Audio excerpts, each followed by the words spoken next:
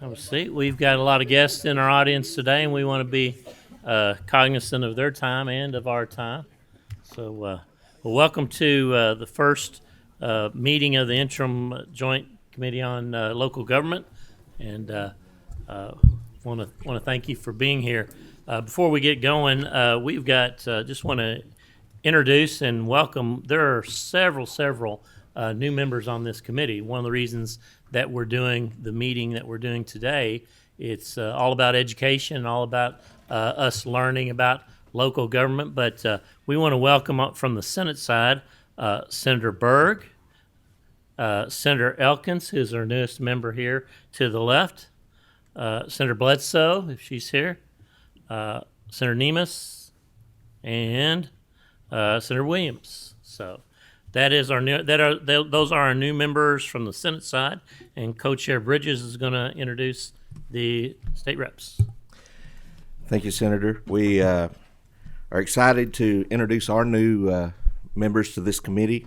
We have Representative Beverly Chester Burton.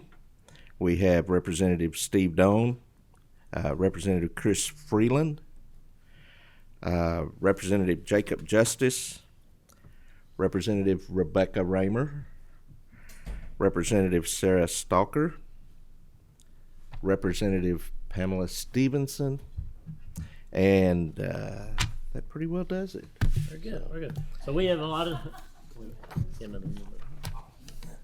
one have we got? Proctor. I'm sorry, Representative Proctor. I did not miss checking your name here, so thank you. Well, welcome to all the new members. And before we get started with our meeting, Senator Thayer has a guest. Thank you, Mr. Chairman. I want to remind the new members that I am the longest-serving member of this committee, as well as a former chairman. And if I get cranky from time to time, take notes, because you'll get there someday, too. I have a special guest who I'd like to introduce over here on the far left. Her name is Sydney Zakich. She's going to be a junior at Scott County High School. She is in the Excellent Law and Justice program at our vocational technical school, Elkhorn Crossing, and she's very interested in what's going on in state government. And so I'm glad to welcome Sydney, who will be shadowing me today in Frankfort. Senator Wheeler has a guest. Yeah, I'd like to introduce a very special friend of mine, Coal Run Mayor Andrew Scott, Pike County, Kentucky. One of my oldest friends. His father was also a great friend to the Republican caucus, former Supreme Court Justice Will T. Scott. He's continuing his father's legacy of public service, both as a mayor and on the Fire Commission, and I'm very thankful to have him here with us today. Very good. All righty. We'll jump right into our meeting here. And first, Madam Clerk, could you call the roll? I apologize. We were introducing everybody. Senator Berg. Present. Senator Elkins. Present. Senator Harper Angel. Here. Senator Bledsoe. Senator McDaniel. Senator Nemes. Present. Senator Storm. Senator Thayer. Here. Senator Wheeler. Here. Senator Williams. Here. Representative Bentley. Representative Bowling. Here. Representative Bray. Here. Representative Brown. Representative Chester Burton. Representative Dixon. Representative Doan. Present. Representative Frazier Gordon. Representative Freeland. Present. Representative Imes. Here. Representative Justice. Representative Lockett. Here. Representative Meredith. Representative Proctor. Present. Representative Raymer. Here. Representative Reed. Here. Representative Stalker. Present. Representative Stevenson. Representative Thomas. Present. Representative Bridges. Here. Senator Mills. I'm here. All righty. So now we're all about Fire Commission today and all things Fire Commission. And like I said earlier, this is really all about education. So some of us on the committee come from local government background. So this is the information that's going to be shared today is we know that, but others do not. So I think it's important for us to understand how the Fire Commission works, how they function throughout the state. And so we'll allow the Fire Commission to give their presentation, and then we'll have plenty of time at the end for questions. So, ladies and gentlemen, the floor is yours. Do you want to introduce yourself first? I'm Pam Duncan. I am the General Counsel for the Kentucky Community and Technical College System, to which the Fire Commission is attached. Hello, thank you for having us. I'm Hannah Rivera. I'm Chief of Staff and Government Liaison for KCTCS. Good morning, I'm Bruce Roberts. I'm the Deputy Director of the Fire Commission. Good morning, I'm Ricky King. I am the current Chairman of the Kentucky Fire Commission.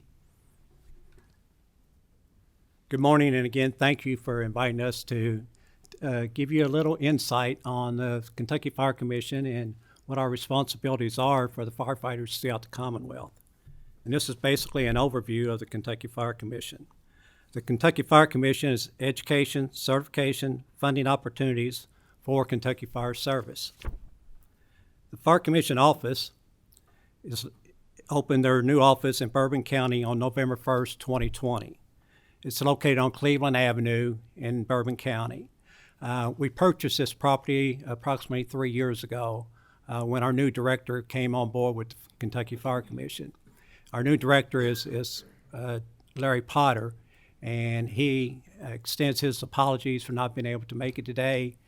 He has some health issues, and so I'm basically going to do the presentation for the commission. Just to give you a little history on the Fire Commission, in the late 1970s, the General Assembly passed legislation to form the Commonwealth of Kentucky Commission on Fire Protection, Personnel Standards, and Education. This was to give an incentive for training for professional firefighters, volunteer aid to qualifying fire departments, workers' comp for volunteer firefighters, and funds for the purpose of constructing training centers. It was funded in 1982 from insurance surcharge on domestic and foreign insurance, which provided funding to the Professional Firefighters Foundation program. In 2000, the General Assembly passed legislation to move the Fire Commission and State Rescue training under KCTCS, and we have been there since, and it's been a great working relationship between the Fire Commission and KCTCS. A little bit of history about the fire service. We represent 51 paid fire departments, 617 volunteer fire departments, 100 combination fire departments, 4,114 career firefighters, and 13,600 volunteer firefighters. And our fire departments are broken up into different categories. We have a Chapter 95, which is city fire departments. We have a Chapter 67, which is county fire departments. We have a Chapter 75, which is taxing districts.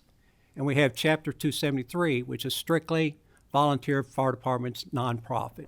And basically what they survive off of is the money that comes from the Fire Commission, bake sales, fish fries, however else they can make it to do their funding. On the next page, our Fire Commission board is made up of 14 appointed members by the governor. And if you can see the map, they're spread out through the whole Commonwealth. And we have a doctor, mayor, county judge, representatives from the fire service, the state fire marshal, and the director of Homeland Security. And we had 3 unofficial on there that represents the Kentucky Firefighters Association, Kentucky Professional Firefighters, and the fire chiefs. And then we have an ex officio from the KCTCS. Our next slide, Fire Commission organizational chart. If you look at that, we have the Executive Director, Potter, which is at the top.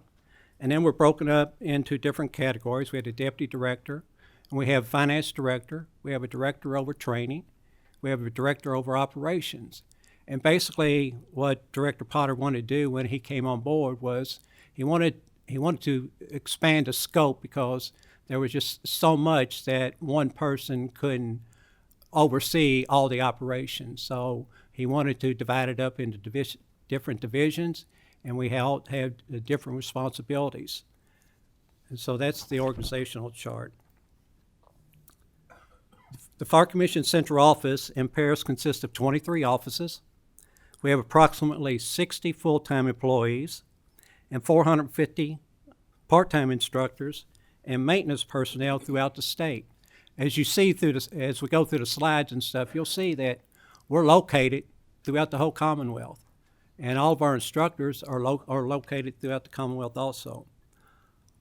Our property that the State Fire Rescue Training owns or leases, which we're trying to get out of all the leases now, and we're slowly purchasing property. If you looked at the first slide, it's our District 2, which is located in Princeton. We own that building.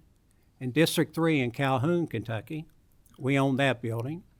In District 4 in Bowling Green, we own that building. In District 5 in Elizabethtown, we own that building. District 6 in Louisville, we lease that one. And that is attached to the Kentucky Training Academy in Jefferson County. And it also has our CPAT, which is the Candidate Physical Ability Testing, located in that building. And what it does is for recruits that are coming on board to be tested for firefighters.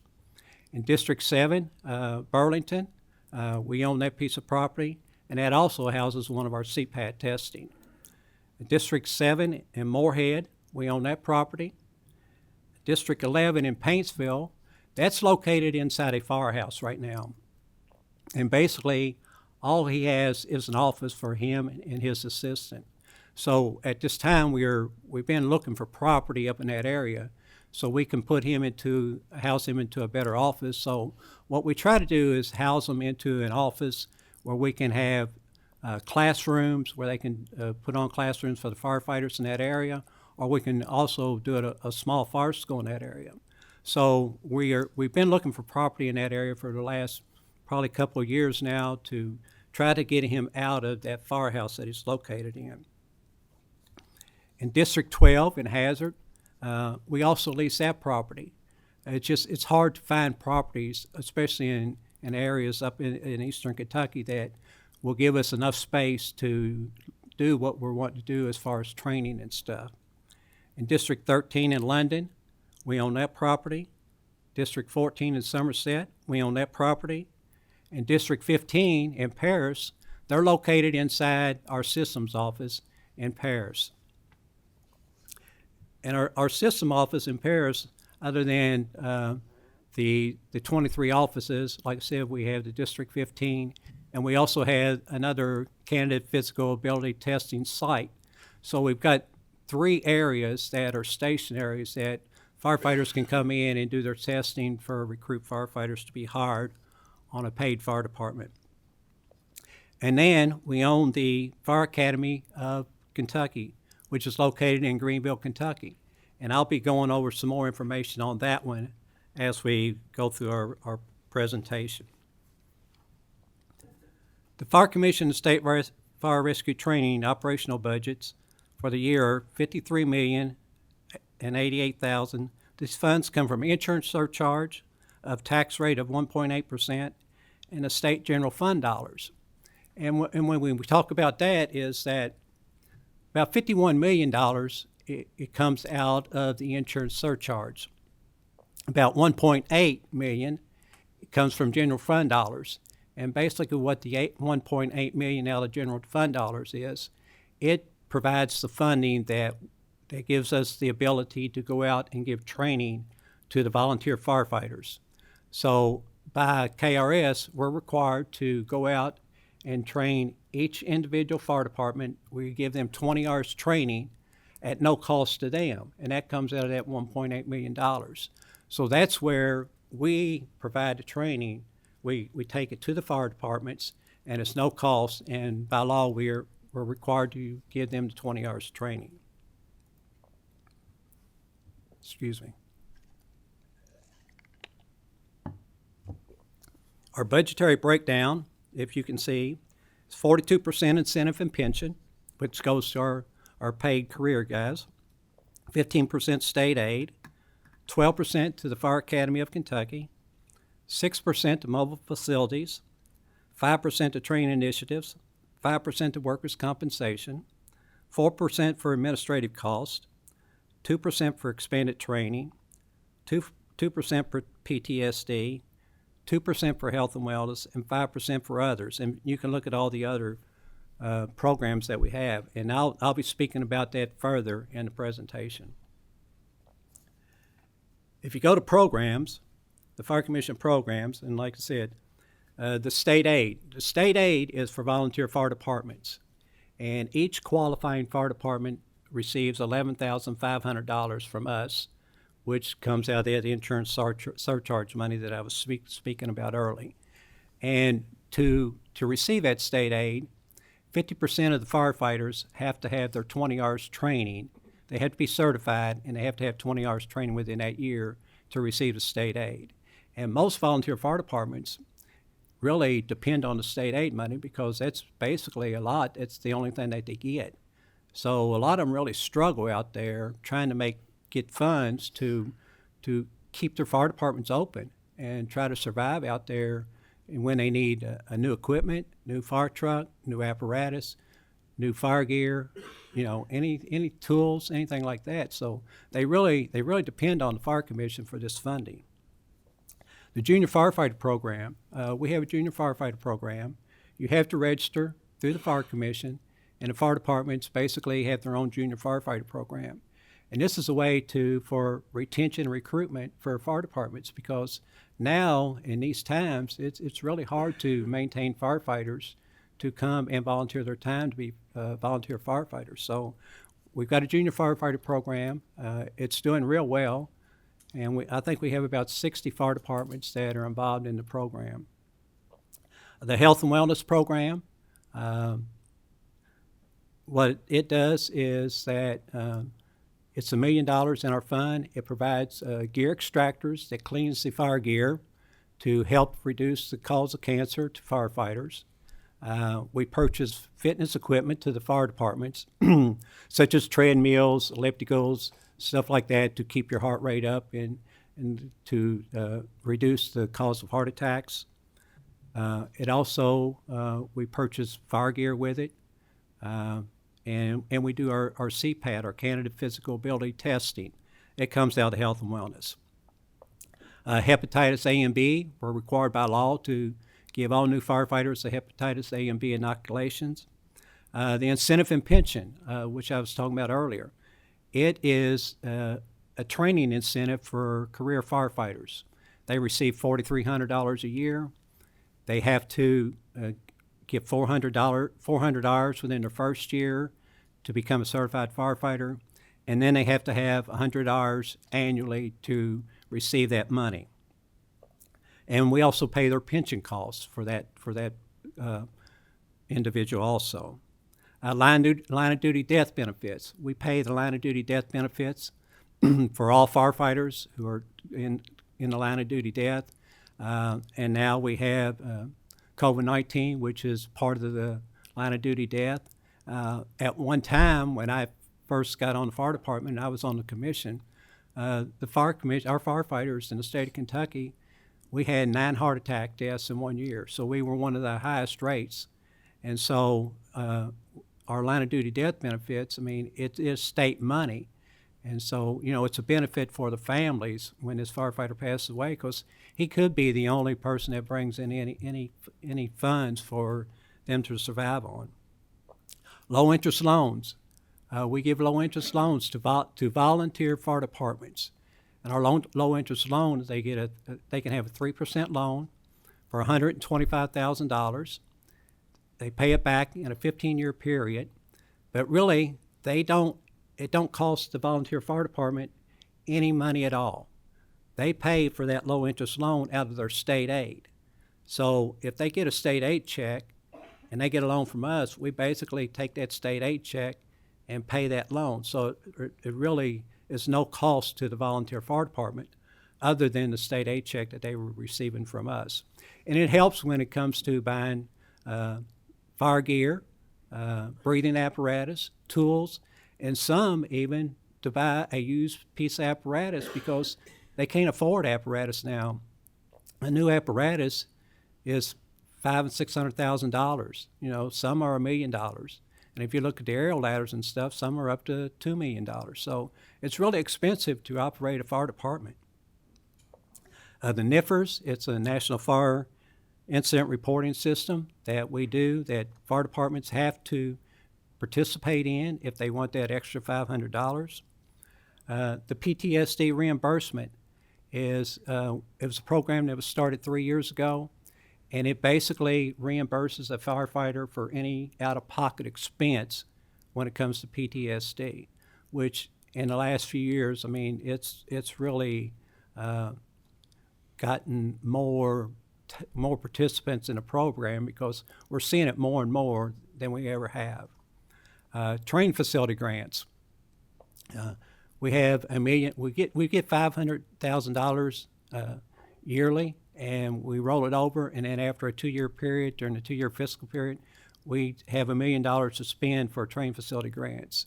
So basically, what we do, we send out applications, and the fire department send it back in for training facility grants, requesting money to help them build a training facility, or books to go in their library, or something to do with training. So what they'll do, they'll send in the application, and then we have a committee that gets together, and they basically determine where this money needs to go.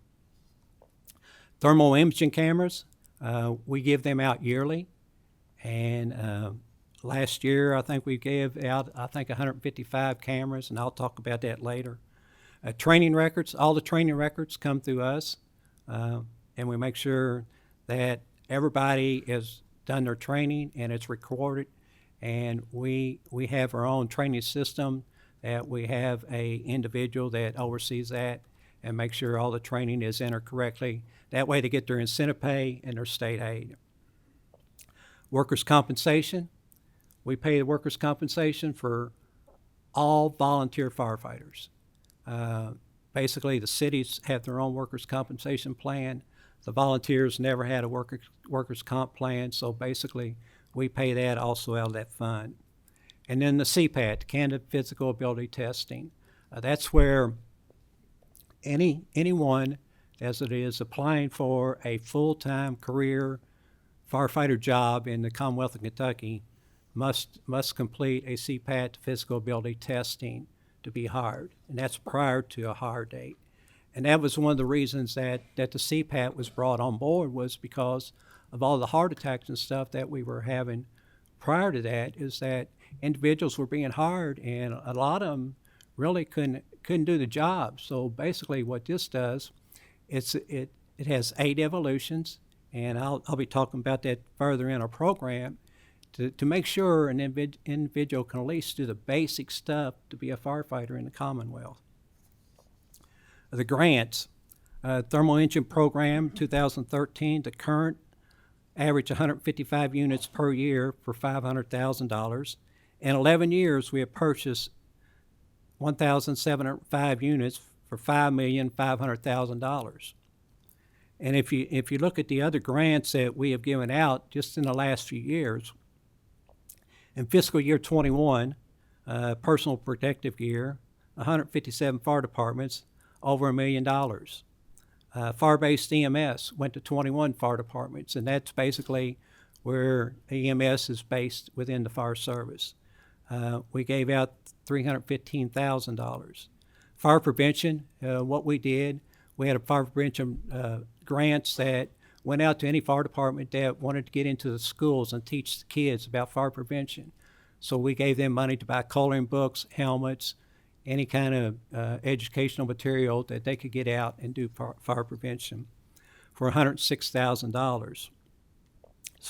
So in 2021, it was $927,352.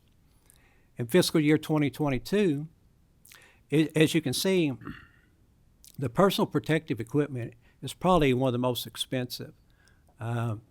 Now, it probably to complete set an individual for the equipment and everything, it's probably close to $2,000 to put them in gear and stuff.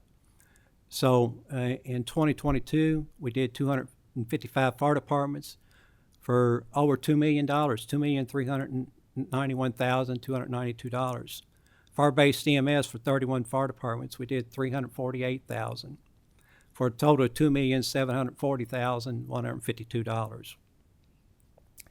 In fiscal year 23, we had to change what we did because the manufacturers, they were running so far behind in personal protective equipment that the fire departments weren't receiving this. They were putting on anywhere from 12 months to 24 months, up to 36 months to even receive their fire gear. That's how backlogged it was due to COVID. So we had to change because the way it works with the fire, if you've got an application out there and you've received a grant and you haven't fulfilled the grant yet, you haven't received all your equipment, you can't reapply for another grant. So we didn't want to punish any of the fire departments for not being able to get their equipment in. So we went ahead and changed it and started giving out something different that we thought the fire departments could use.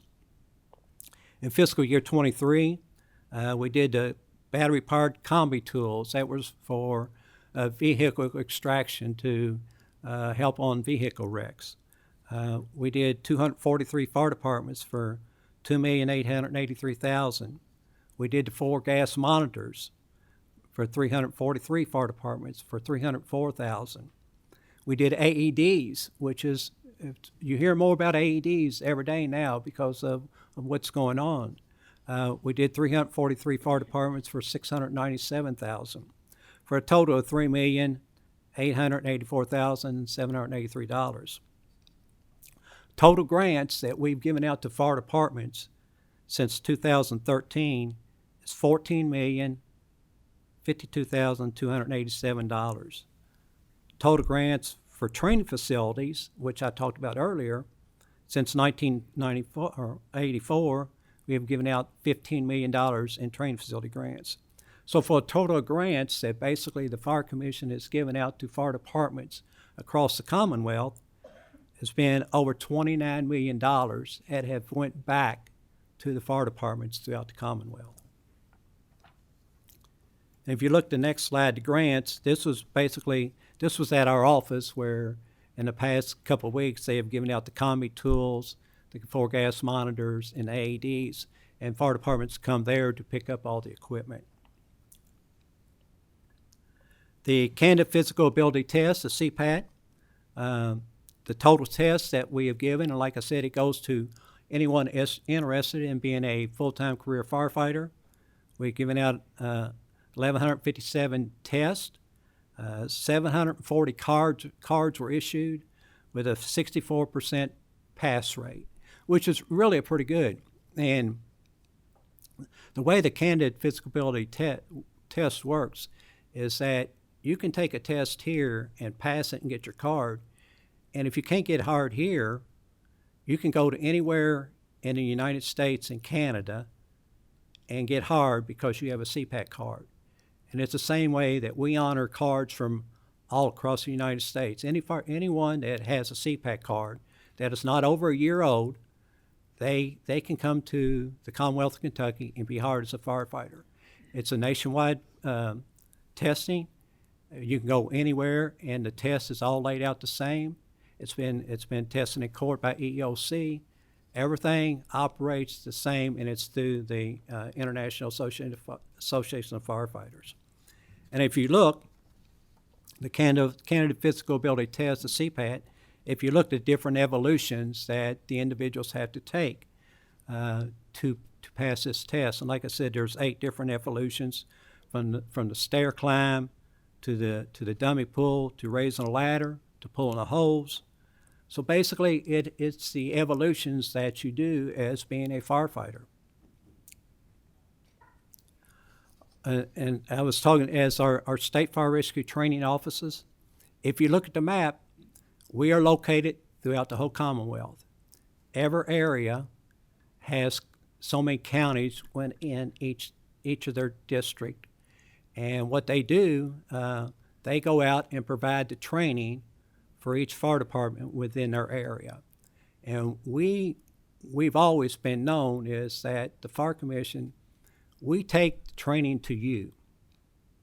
We're required to give the 20 hours, and this year we're doing 21 hours. We take the training right to your door. So what the fire department has to do, they basically contact the training coordinator within their area and set up their training for this fiscal year. And like I said, we will take the training right to you. So if you want a car prop, and during our presentation you'll see some of the props and stuff that we have. If you need a car prop, if you need the portable tower, if you need the burn trailer. I mean, we take this training right to your fire department. So basically, we're there to actually help the fire departments where they really don't have to leave their area in case something arises that they have to go to. State Fire Rescue Training, we're divided into two regions, Region 1 and Region 2 across the state. We all have training specialists. We have an accredited certification program in Region 2. We have training specialists there. And then at the systems office, we have the curriculum and degree program and emergency medical service education. And basically, when Director Parler came on board, he said, you know, we've got to get better control of our span of control. He said, we just got too many people, and with one person overseeing them, we want to make sure that everybody gets the services that they need and that we provide. So basically what we did is went to two different regions. We put a couple other directors under our director of State Fire Rescue Training, and it's worked out a whole lot better. Our next slide is the Fire Commission fleet. We currently have 78 vehicles in our fleet, but if you look at this, it really looks like quite a bit. Our 163 trailers, there are props. All of our trailers either has a confined space, rope rescue, the flashover trailer, the burn trailer, and there'll be pictures of our props on back in this presentation. We have 32 pickup trucks, which basically pulls all these trailers, and they travel all around the Commonwealth. I mean, there could be a fire department that in Pikeville that needs the burn trailer, and we only have, I think, 3 burn trailers. So this burn trailer could be in Calhoun, Kentucky, and they need it for training in Pikeville. Then we have to have one of these trailers that will pull that burn trailer all the way to Pikeville for training. So if you're in just one area as a part-time instructor, you could travel the whole Commonwealth as far as taking props and stuff and training for different areas of the Commonwealth. We have 15 Toyota Camrys, and basically out of our 450 part-time instructors, if they're not pulling a piece of apparatus, a trailer with them, if they're not doing the flashover or the burn trailer or pulling a trailer, a lot of our instructors will drive the Camrys because it's a lot cheaper on fuel costs to go out and just do a classroom class at a fire department. And like I said, we take the training to you. You don't have to come to us. All you have to do is request it, and we take it to you. We have 13 Dodge Durangos and 4 Explorers. We have 7 road tractors, which pulls our big props. We have 6 pumpers, which you would imagine the Fire Commission, to do any kind of fire training, we have to have pumpers. We have 3 vans that really is down at our training academy in Greenville, Kentucky, that basically move our recruits from the training academy over to the window forward. We have an aerial ladder, and we have a tanker. And all these are basically needs that we have to provide training throughout the Commonwealth for firefighters. So we have a big operation, we have a big fleet, and it's all because it's the service that we provide to the fire service and the education and training that we're required to give them. State Fire Rescue Training, which does really the major part of the training. For fiscal year 22, class student counts, we trained 86,544 students throughout the Commonwealth. We put on 6,520 classes.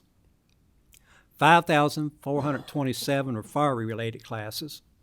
372 were EMS-related classes. And 671 were for industry. We also go out and train industry. They can call and ask us to come out and do the fire simulator or the confined space or the hazmat. We go out and teach industry also. We gave 25,611 instructional hours, and 287 KCTCS credential issued.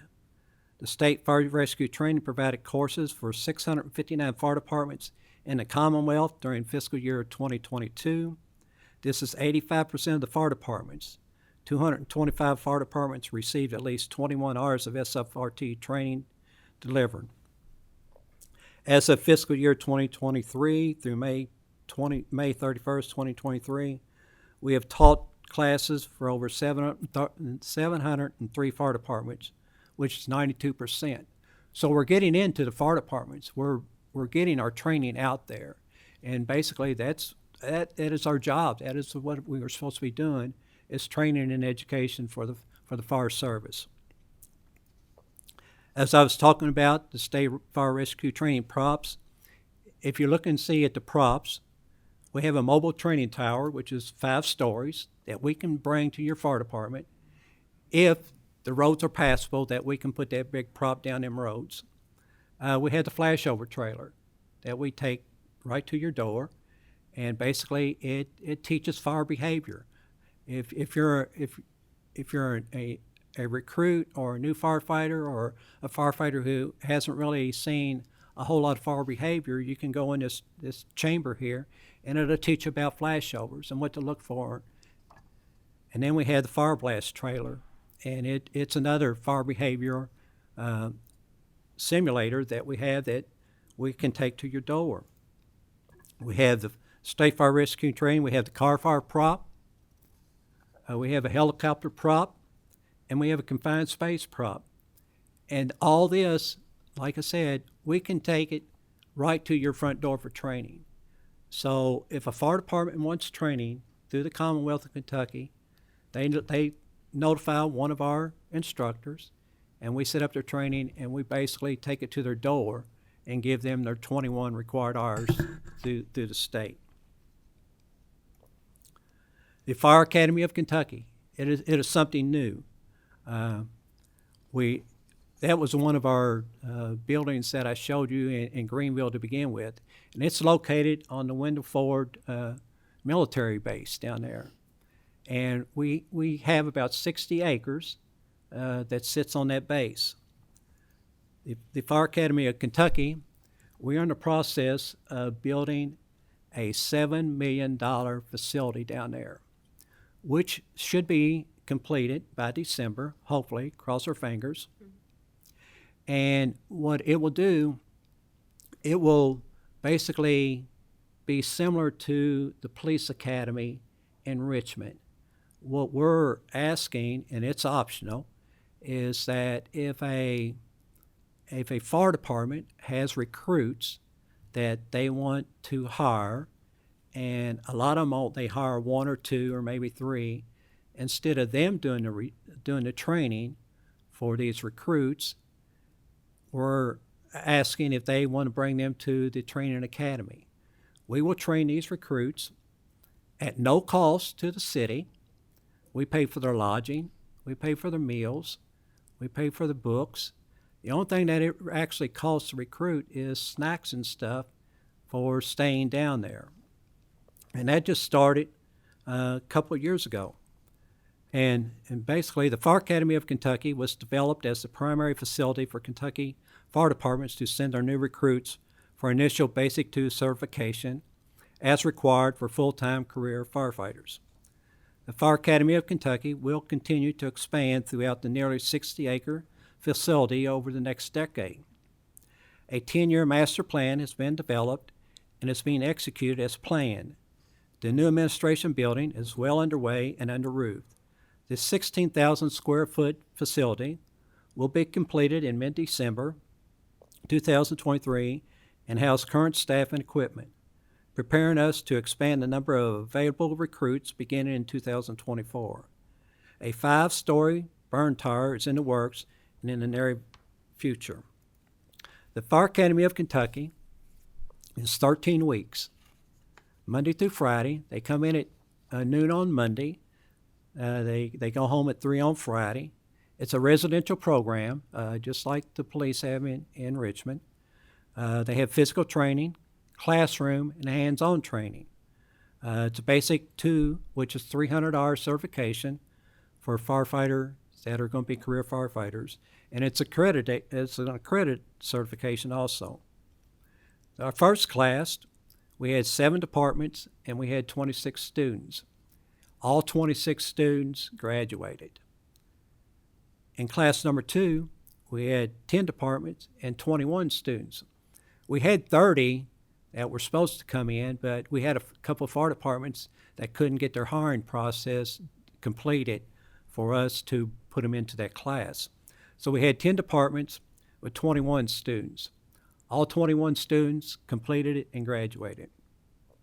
Class 3, which is coming in August of this year, we have 15 departments and we have 38 students. So you can see it's slowly increasing, where fire departments and the cities are seeing now that they can send their students or their recruits to us instead of having overtime costs for the fire departments to do their training. So basically, we do their training. The only thing that we require is that they stay there and they participate in all the functions that we do daily when it comes to the fire rescue training. And like I said, it's a new academy. We had just started it over the last 3 years, and we're growing. I mean, it's something that Director Potter, that was one of his envisions, was to have a recruit academy like the police department does. He said, because we want firefighters that are all trained the same, where if I come out of that academy, I'm 300-hour certified as a career firefighter, I'll be EMT certified. So basically, I can start on a fire department anywhere. I'll be ready to go when I come out of that academy. And lastly, we just received a letter from Acting President Larry Ferguson, and I will let Pam speak about that. We have been notified that we will be recognized as the 17th college of the Kentucky Fire Commission, which is huge to us, because now, basically, due to our education, our training, our IFSAC program, our degree program, and our paramedic program provides this training all under the umbrella of KCTCS, which is the education arm. And that's why back in 2000 that the legislation was passed to bring the training and the education together and be under one umbrella. And I will turn it over to Pam at this time, or Hannah, who would like to speak about it. Thank you. Thank you for having us today. I don't think we've had a chance to testify together, and I know there's often questions about our relationship with KCTCS and the Fire Commission, so thank you for having us. Bruce spoke about the history of the Fire Commission being under the umbrella of KCTCS since 2000. So I will be brief, but we did want to come and say that, the Fire Commission is meant to train career and volunteer firefighters at its core, and at KCTCS's core, we're meant to train and certify Kentucky's workforce. So we can see how it was a logical fit for state lawmakers to put us together in 2000. With that said, the Fire Commission and KCTCS do have different boards responsible for their governance. Bruce talked about the governing board for the Fire Commission. We, of course, have a 14-member governor-appointed faculty, staff, student board that is responsible for KCTCS. The KCTCS System Office, our hub for centralized services, is in Versailles. They mentioned that their headquarters is in Paris. We do not share budgets. They are simply a line item pass-through in the KCTCS biannual budget. And of course, they have an executive director who couldn't be here today, and we have a system president who is currently acting President Larry Ferguson. We do, however, share a few essential functions. The Fire Commission relies on KCTCS General Counsel. That is Pam Duncan, who is with us today, and her staff. They provide support such as open records and personnel issue support when it comes to legal issues. The Fire Commission also relies on KCTCS for some things like payroll, IT, and some HR functions. And while we don't have a figure associated with this kind of support that we provide, we know that people and time are money, so there is some drain on our resources being associated with the Fire Commission. Nonetheless, we feel it's important to state that from our perspective, there have been significant improvements made in recent years under the direction of Director Larry Potter. They are working very hard to meet the need for firefighters across the state, and we're proud to partner with them. And as Bruce just mentioned, we are currently working on the development of a 17th college concept with the Fire Commission. With all of this said, we are here today with no false pretenses about where KCTCS currently stands with our state legislature. We know with the passing of Senate Joint Resolution 98 last session, there is a report coming this fall that may significantly alter our system in one way or another. And we are also without a system president at the moment. So in short, our political capital is a little low. And what we want to make clear that is KCTCS is determined to be efficient and effective in its mission. We are determined not only to make this body proud, but the entire Commonwealth by meeting students where they are and leading them into the workforce. So committee members, we're just simply here to say today that we are neutral about the future of the Fire Commission remaining with KCTCS. Ultimately, we think it's the General Assembly's responsibility to determine where they best fit. We are happy to continue to be a partner with them, but ultimately their fate rests in your hands. Very good, Mr. Roberts and staff. That was a very good presentation. I mean, I've been here 7 years, and that was more information than I've had in 7 years on the Fire Commission. It was very good, laid out well, and it explains the process in the firefighter world in Kentucky, and I enjoyed it thoroughly. I've got a couple questions that we have a couple members that have questions as well. First is former Chair Meredith. Representative Meredith has a question. Thank you, Chair Mills. Bruce, appreciate you all being here today and your presentation on all these issues. Especially appreciate the work that you all have all been doing over the years, especially with the grant and loan programs for volunteer fire departments and the training aspect that you provide as well. This is kind of a two-part question regarding the academy. So I think it is a very valiant goal to have an academy like this to be professionalized and standardized across the state. Historically, we have had those training for career firefighters done within the departments, as you said, and this is going to be a free program that those recruits and those departments can take part in now.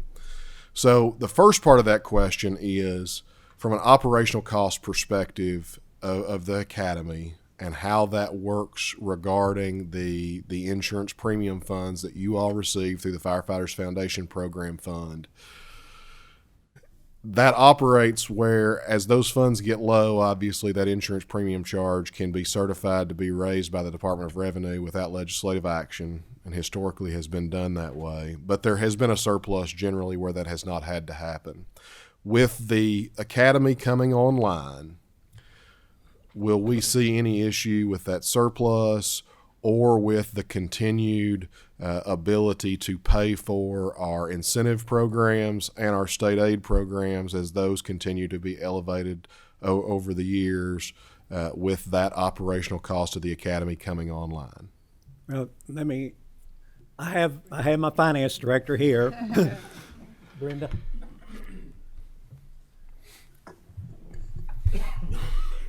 Hi, I'm Brenda Goddard. We have a separate line item for the training academy, and it's set at $700,000.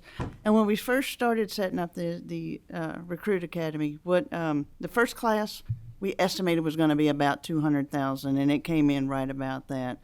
The second one ran pretty close to that as well. So we're estimating it's going to run about $200,000. So with the budget sitting at $700,000, I think we're going to be pretty set with there, and as long as the classes continue and as they have been, but still we're in the early stages. But the pilot went really well. We were really happy with how things went. So as of right now, I think it's going to be sustained within that funding. We're just having to wait and see as things progress with the new buildings and so forth, if we're able to expand it. If we expand it and be able to accommodate more candidates and more recruits, then the cost could go up. But as of right now, I don't see that being an issue. Okay. And then the second part of that question is just, and it's really more of a comment than a question. I know there has been with the beginning and the pilot of this, there has been a little bit of concern. We've had some offline discussions within the group about making sure that the career path training is still there and available for those guys who have gone through training in their individual departments and are now trying to advance. There's been a little bit of concern about that because it has kind of taken a little bit of a back seat with regard to the new recruit training that has come online. And so just hope that we can get through some of those growing pains as the program comes fully online. Yeah, what we're trying to do is to make sure that the training is still out there for the career firefighters and also the volunteers. But, like you said, this is a new program for us that, we have just got into in the last couple of years. But that is one thing that we will guarantee is that we will maintain the training and the availability for the career firefighters already staff to complete their training, yes. Thank you. If I could address that issue as well. The 17th college concept is designed to try and assist with those issues because the Fire Commission has not until now had their own independent human resource officer, nor have they had an independent finance director, et cetera. So they are becoming, in essence, a college that can be more flexible and nimble in hiring and filling those vacancies that will help with the career training. Okay. Representative Hodgins. Yes, I'm not sure if this directly pertains to what you do. I very much appreciate the education today on what the Fire Commission does. My constituents recently discovered that they were part of a Part 75 fire district. And through some decision-making process in years past, the fire station in the area had become unstaffed, no truck, no fireman. But there was still an ambulance presence. And as a consequence, the ISO rating dropped to a 10, which is basically zero fire protection. And people saw their insurance premiums going from $2,000 a year to $6,000 a year. Obviously very alarming to the constituents. We did manage to, through months of discussion with the fire district, manage to rectify that situation. The fire district will be restaffed. But my question is regarding statewide policy. What is the best way to communicate with the public if there is a change, especially a downgrade in their fire protection that's going to impact their household budget? And how can we get that information out to homeowners and ratepayers so they can have public input, public comment, and question some of those decisions? Basically what I would do, and Chapter 75 is a taxing district, so you're a taxing district, correct? I would basically try to send out a notice with the tax bill and just let them know that that the changes that you are trying to make and that you're trying to restaff that fire department and get it back to where you get your ISO ratings down. So they would have some input on what's going on within their district. But that's how I would get the information out. Or if you've got a website, or something that the fire departments have, and basically you put it out there where the residents could actually look at it and see what's going on. Very good. Representative Thomas. Thanks for a great presentation. Appreciate it. This last year, I've learned more about fire and the departments and how everything works. Working with the search and rescue bill with Representative Hart, and that leads me to my question. As we start implementing that, we have this framework in place, and hopefully we can get some budget money over the next biennial budget to start funding some of that. Do y'all have the capabilities to train in that, more of a specific search and rescue? Do y'all have the instructors that will help with that program and be able to get the right people out all over the state also? Yes, and matter of fact, our director of training, Mark Rutter, has reached out to the Urban Search and Rescue team, the two individuals that came and did the presentation, and asked them that if there's anything that we can do to help them on their training, anything that the State Fire Rescue Training can do to assist them, to get them up to the level that they need to be, that yes, we're willing to help them out, yes. Great. Good to hear that y'all are going to work together. Yes, So, sure can. Thank you. Senator Wheeler. Thank you, Mr. Chairman, and I guess this goes along a little bit with some of the topic that Representative Hogston's brought up. I live in rural Kentucky, and as you can imagine, much of our fire service is provided by the volunteer firefighter departments, which I think actually is 70 to 80% of coverage in Kentucky.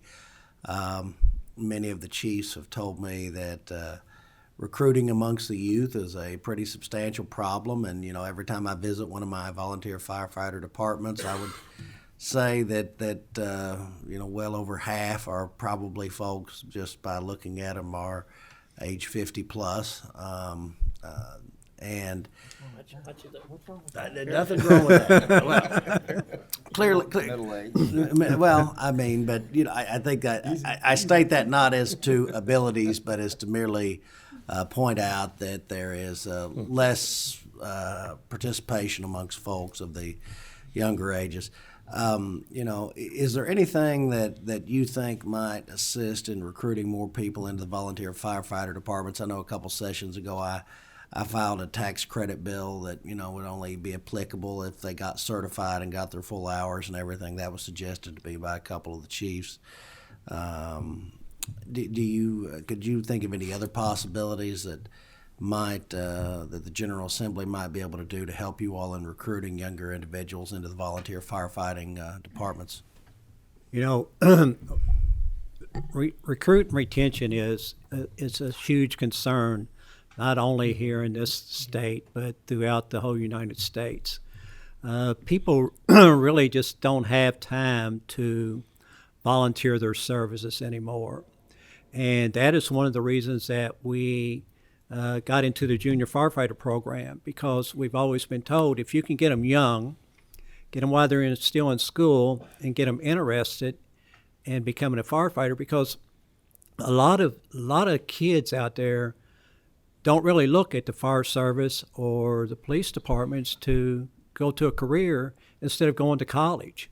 So basically, we're trying to get out into the different schools and to create these junior firefighter programs and go to job fairs and stuff and recruit these young individuals, because if you don't get them when they're young, they have no desire to get on the fire service. And I agree with what you said. The fire service, most of the individuals, if you see, they're getting up in age, and I mean, I've been around it for a long time, so I see, the individuals that, even when I came on, I mean, I still see a lot of them around, which I know I'm too old to be firefighting anymore. So, it is a job for a young individual, both male and female. And so we try to get recruitment programs out there. We've got our website, and we're starting to look at, possibly going to these job fairs and stuff to basically try to recruit firefighters into that profession, because a lot of the volunteers, after they get their training and stuff, they become career firefighters down the road. So, yeah, it's a huge problem, not just here but anywhere. But, yeah, we're trying to work on it as best we can.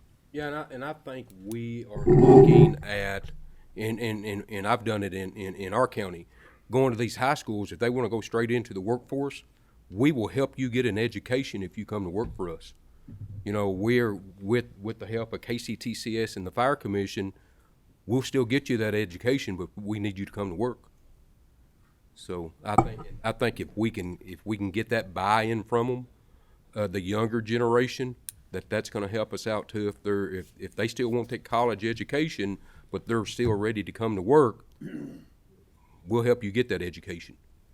Brief follow, Mr. Chairman. Yeah, and I do agree with you. I mean, I know a couple of our fire departments that I guess participate in some charitable gaming have some really neat stuff that I was when I went. I mean, I had a blast. I mean, they had a drone that they actually, when we unfortunately had a police officer killed a few years back, the volunteer fire department on Hurricane stepped up with their drone with the infrared sensor and actually found the guy.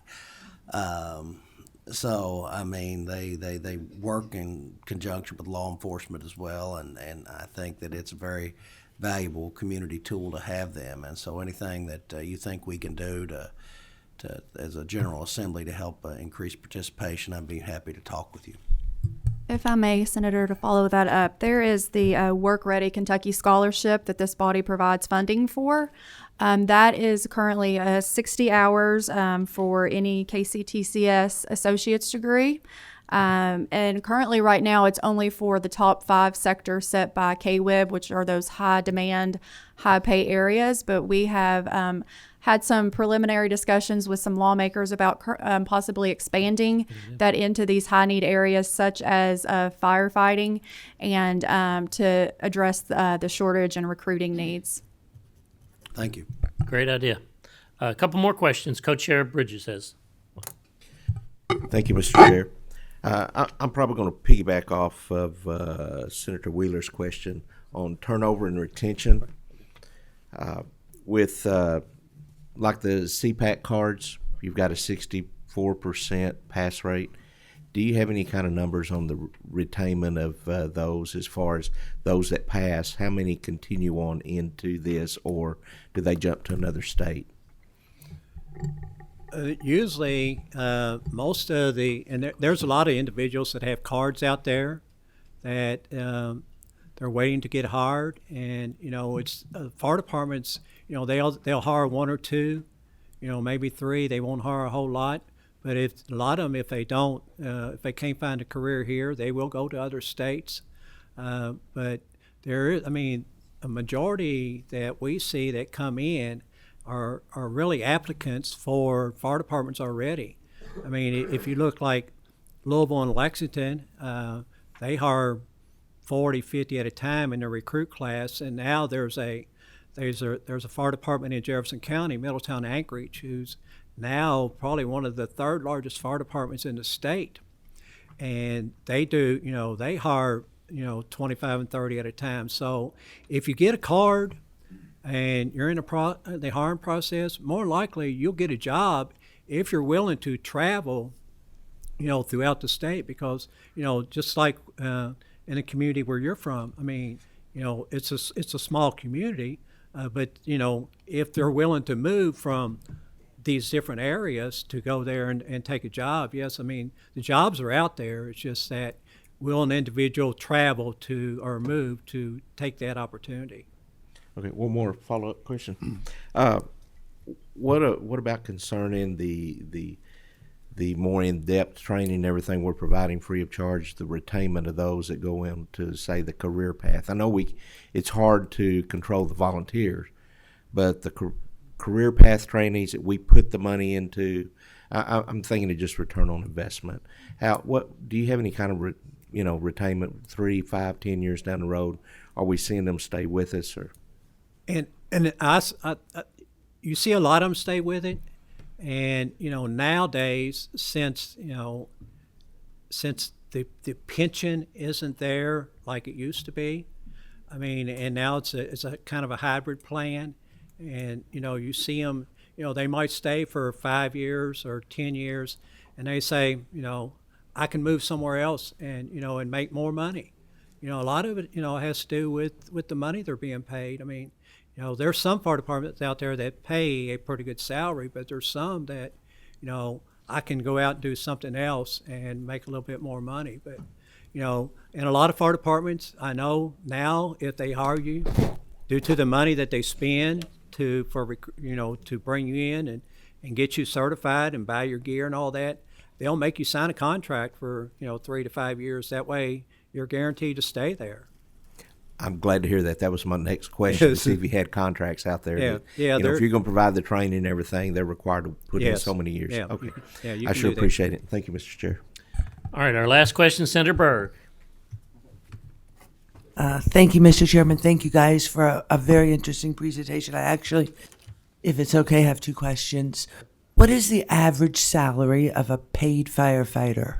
Oh, that really, and it really varies, because if you're just being hired as a firefighter, it can go from $25,000 to $60,000. It depends on the locality of where you're being hired. If you're a firefighter, paramedic, firefighter, EMT, it could start out at $75,000, $80,000. So it really fluctuates a whole lot. So it just depends on your certifications. your background, and the locality of where you're going to work. I mean, some places in eastern Kentucky, I mean, they start out making $22,000 a year, which is pretty bad, you know. And where in Jefferson County, you know, a firefighter can start out at $70,000 a year. So it really, you know, just fluctuates there. The second question, sir, what percentage of your recruits are female? I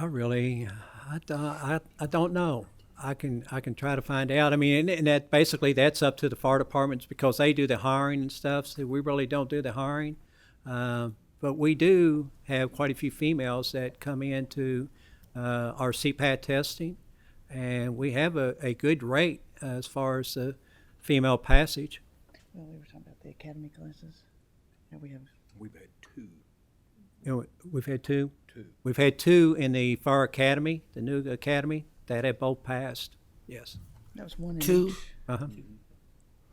In the whole state, too? Yes. Thank you. Thank you. Two. Ms. Just Rob- to clarify, that's two female students who went through the academy, not Academy. two female firefighters in the whole state. Right. So it's 2 out of about 50, right? Something. 50 total. Yeah. Mr. Roberts, thank you so much for the presentation. You've got a lot of guests behind you, not to introduce them all, but can you fill us in on these staff members, folks that do training around the state, or who are these folks? Well, a lot of them are our staff members, and if our staff members would like to stand up. These are our staff. We have our commission members. Like to stand up. They serve on our fire commission, and the rest are firefighters throughout the state that support the fire commission and the services that we provide. Very good.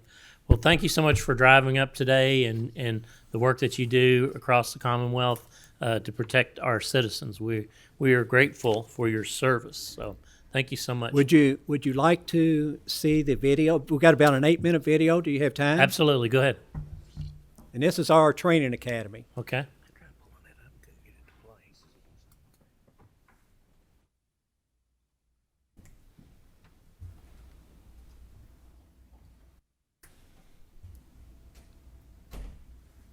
If we can get it to work.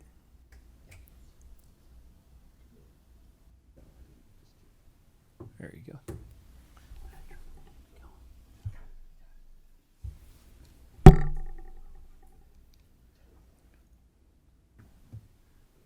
May need to turn the volume up, maybe.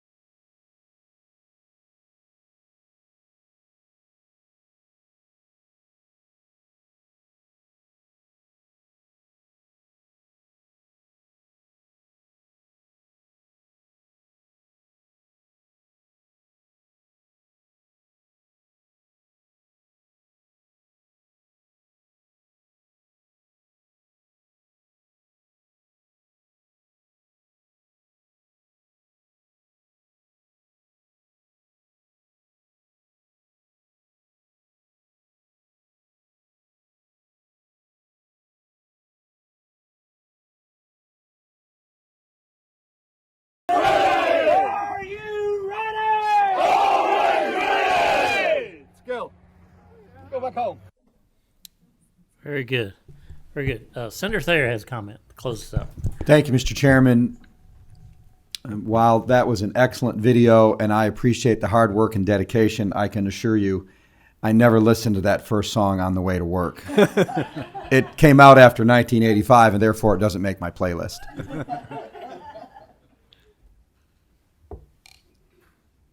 One final question, Representative. Good morning. My name is Representative Sarah Stalker. I'm in Jefferson County, District 34. I've got a couple of questions. What is the minimum age of an individual to begin volunteering as a firefighter? They can we have the junior firefighter program that you can start at 15, but to be a volunteer firefighter, it's at age 18 to get on the roster and become a volunteer firefighter, and that's by statute. Okay. And then as far as the amount of hours that you have to volunteer before you can begin pursuing that career track?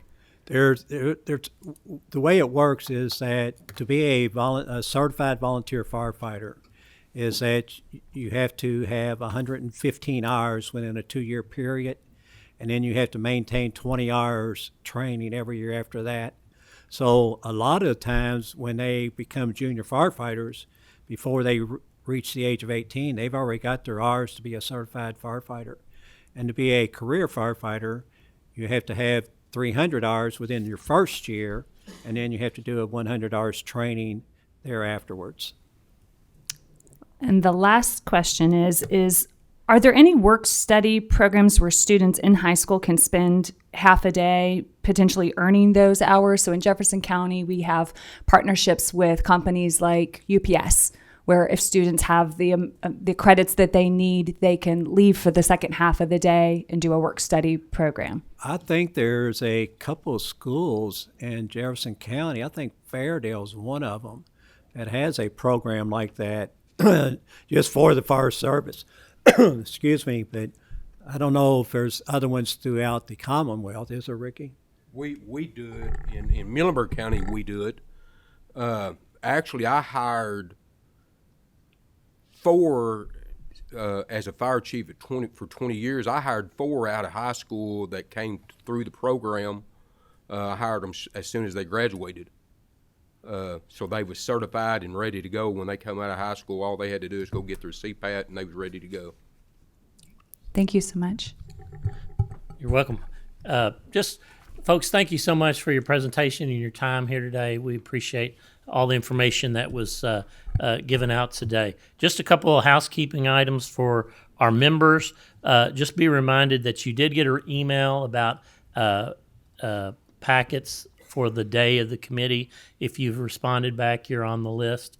If you want to have your materials for you when you show up at the committee, please email Mark back, and we'll have those for you. Our next meeting is July 24th at 9 a.m., and we'll be talking about local government revenue options. So thank you for your attendance today. Well, thank you, and I appreciate y'all. We stand adjourned. Thank you for listening to ours on the Fire Commission. Thank you, Mr. Roberts.